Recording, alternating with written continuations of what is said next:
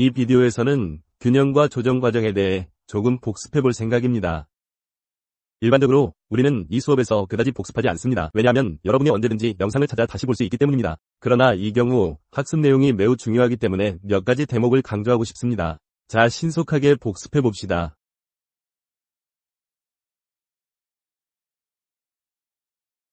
자, 여기가 균형 가격입니다. 즉, 수요량이 공급량과 같아지는 가격입니다. 왜 그것이 균형 가격입니까? 천차만별의 가격 하에서도 시장 원리가 작동하여 가격을 균형 가격 쪽으로 밀어내기 때문입니다. 예를 들어 배럴당 80달러의 가격 하에서 생산 과잉이 발생합니다. 공급량이 수요량보다 웃돌게 됩니다. 판매자는 자신이 보유한 고객보다 재화를 더 많이 보유하고 있으며 그 때문에 가격을 균형 가격 쪽으로 낮출 만한 경제적 요인이 있습니다. 가격이 균형 가격보다 밑돌면 어떻게 될까요? 글쎄요. 이 경우 수요량이 공급량을 초과할 것입니다. 구매자는 재화를 원하겠지만 주변에 재화가 충분하지는 않게 됩니다. 즉, 부족이 생기게 됩니다. 구매자는 그 재화를 얻기 위해 경쟁해야 하므로 다시 가격을 균형 가격 쪽으로 밀어올릴 것입니다. 균형 가격은 유일하게 안정적인 가격입니다. 수요량이 공급량과 같아지는 이 수량이 균형량인 이유를 보여주기 위해 사용할 수 있는 비슷한 종류의 논거가 있습니다. 왜 이 수량이 균형량인가요?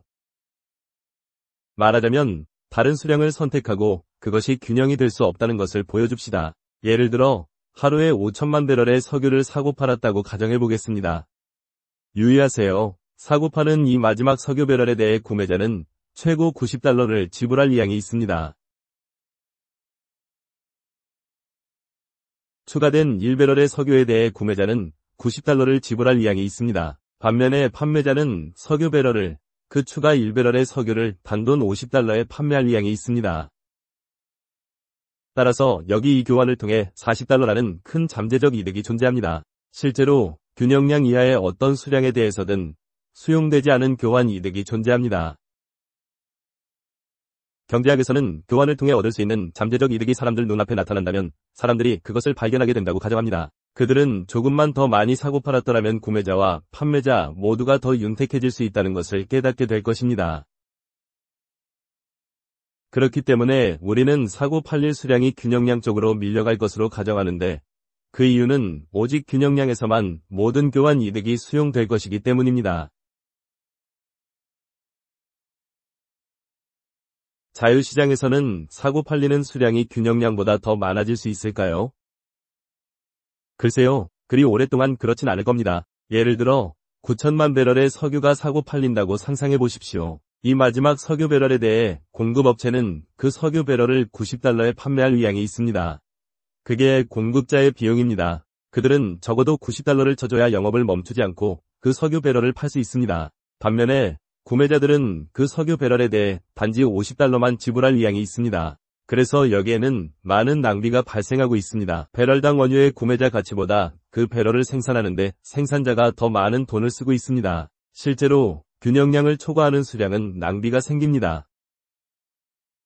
우리는 이 시장에서 낭비가 그리 오래 지속될 것으로 예상하지 않는데 정확히 왜냐하면 아무런 개입도 없는 채로 공급자가 구매자가 지불할 의향이 있는 가격보다 더 높은 금액으로 구매자에게 제품을 판매할 수 없기 때문입니다.